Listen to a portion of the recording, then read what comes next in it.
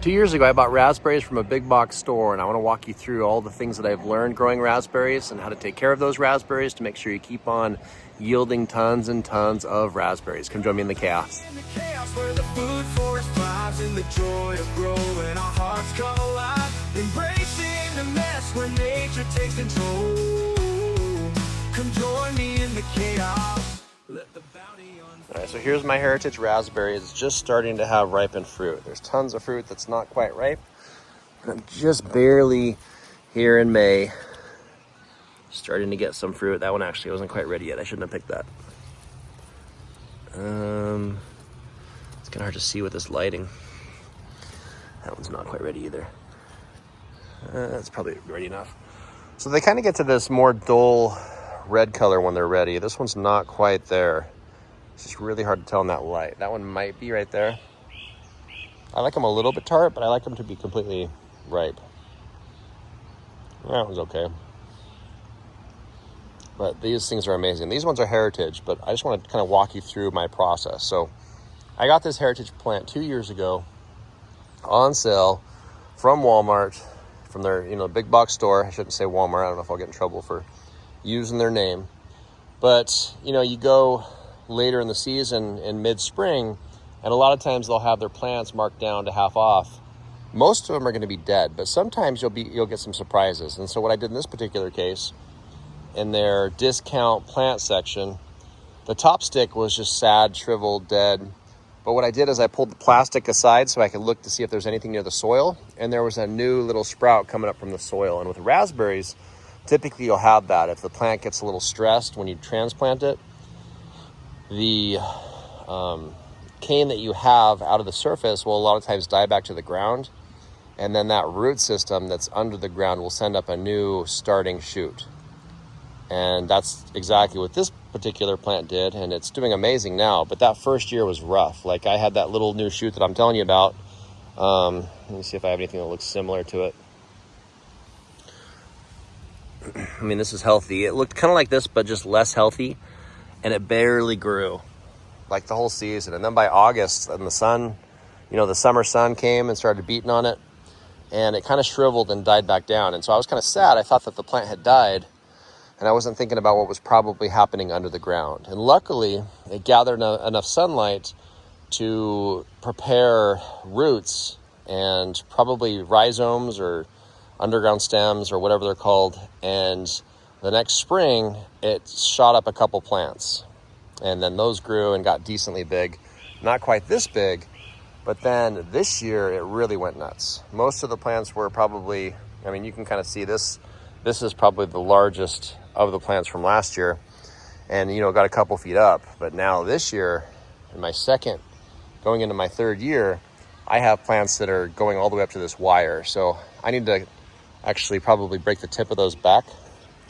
A really good strategy for raspberries to keep them from getting too crazy and to keep them kind of bushy, as you take these tips and you just find the apical meristem, that little tiny start that wants to keep on growing forever, and you just kind of twist it, snap it, pinch it right off.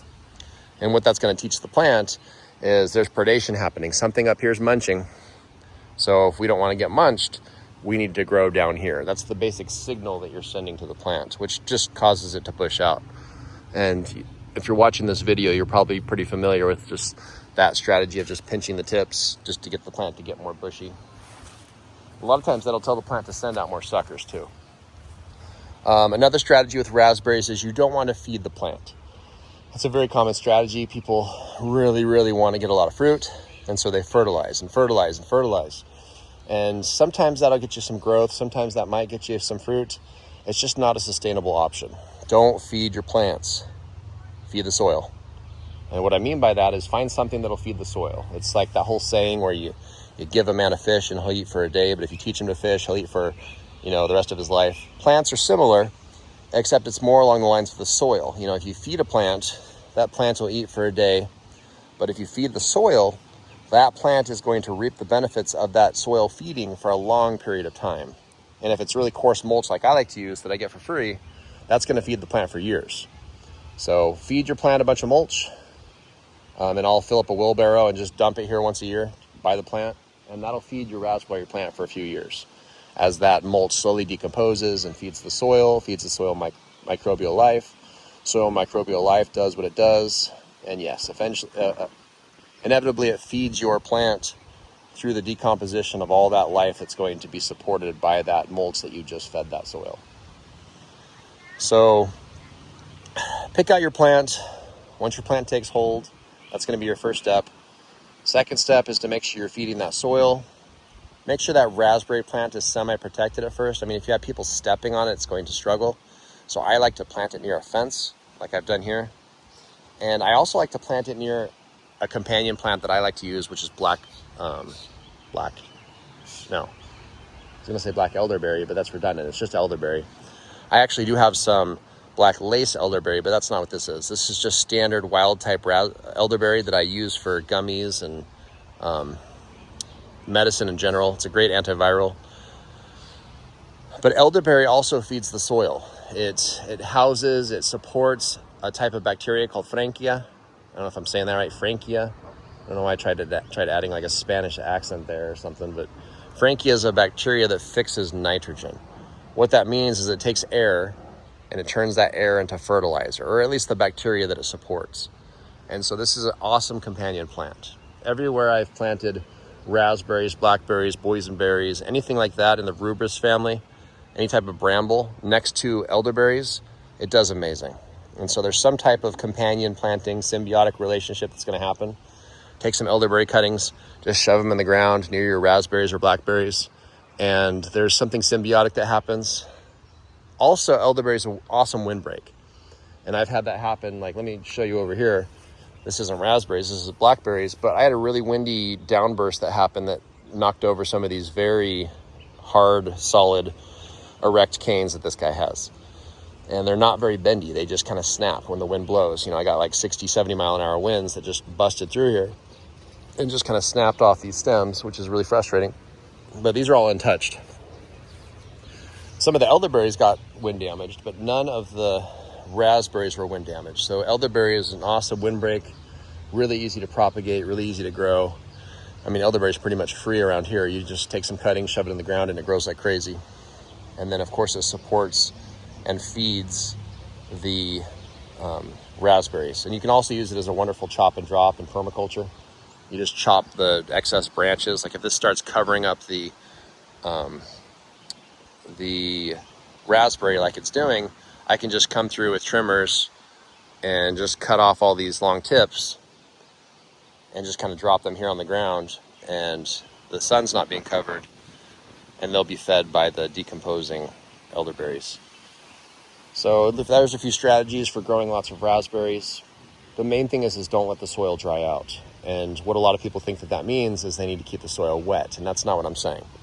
Just don't let the soil dry out. You don't really need to water if it rains at least, once a week or once every other week. But yes, if it goes longer than that in the summer, it goes a month without rain, you might want to irrigate. I do have a drip system here that drips for 20 minutes at probably about a gallon per hour. And so that translates to, 1/5, 20 minutes, no, 1/3. 1/3 of a gallon of water is dripping into the root systems down on the ground every day. It's not a big amount of water, but that keeps the soil from drying out. And the reason that's important is soil is kind of like a sponge. I don't know if you've ever had a sponge that was like really dry, and you put it in water, and the capillary action of the sponge doesn't work very well for a while. It takes a minute or two for that sponge to actually start soaking up water. Well, soil is the same thing, and if the soil is too dry, then it becomes almost hydrophobic. It like repels water. So you want your soil to not be completely dried out so that it can hold water, and so that when it rains, you can soak up that water so the soil, can hold the water nearby the root zone of the raspberries and benefit from that water, from that hydration. But yeah, like I said, if the soil completely dries out, it's not going to benefit from that. But yeah, this plant is doing really well, setting up lots of new canes.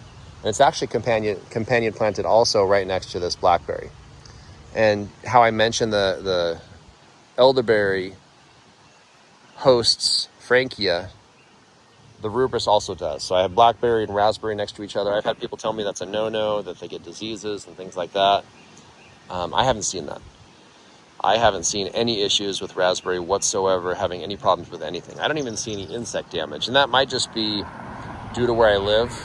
I don't know if it's because I'm in Missouri Zone 6. But I don't think that matters.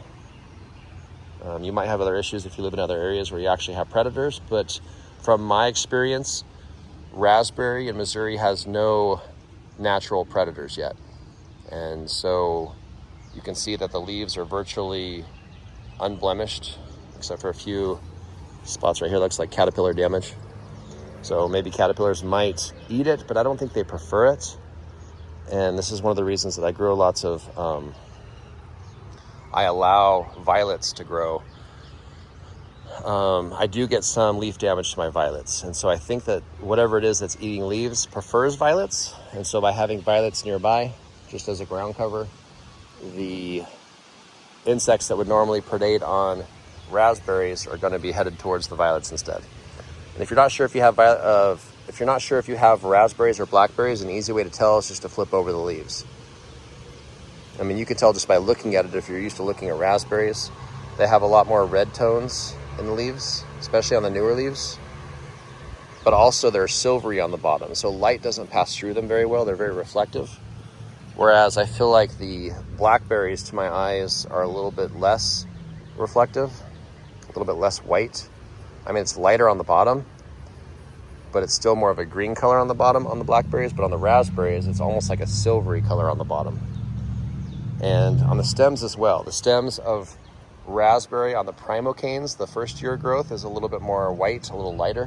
Whereas you get like more green on the canes, on the primocanes specifically. And then on the petiole, this is like the leaf stem. So this is the leaf. A lot of people think these are leaves, but these are leaflets. This cluster is a leaf, and this is the petiole. That's the leaf petiole that connects the leaf to the stem.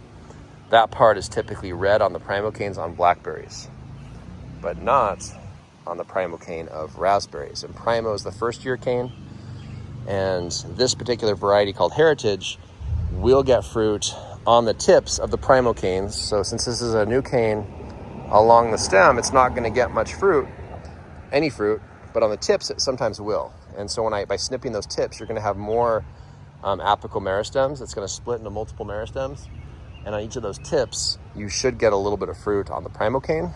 And then on the second year, you'll get a whole bunch of fruit all along the stem, like a little cluster between each node. And when I say node, I mean each position where there's a petiole that comes off, a leaf that comes off of that main stem, you're going to have a flower cluster that's eventually going to turn into berries. And you can kind of see that over here.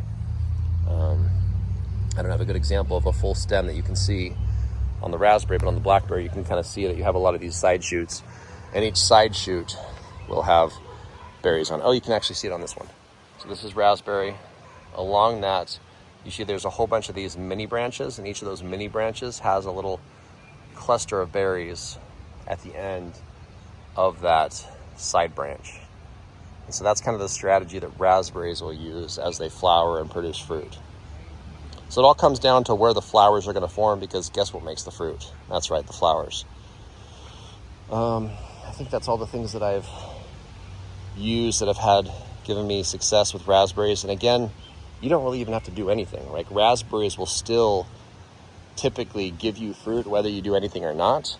But these strategies will increase the amount of fruit you get. In fact, they actually double or triple the amount of fruit you get, especially just having the small amount of irrigation if you don't have rain every week.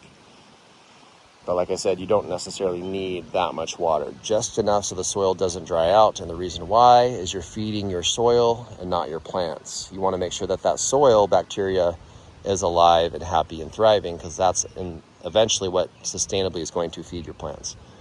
Anyway, I hope that gives you a lot of ideas. Thanks for joining me in the chaos.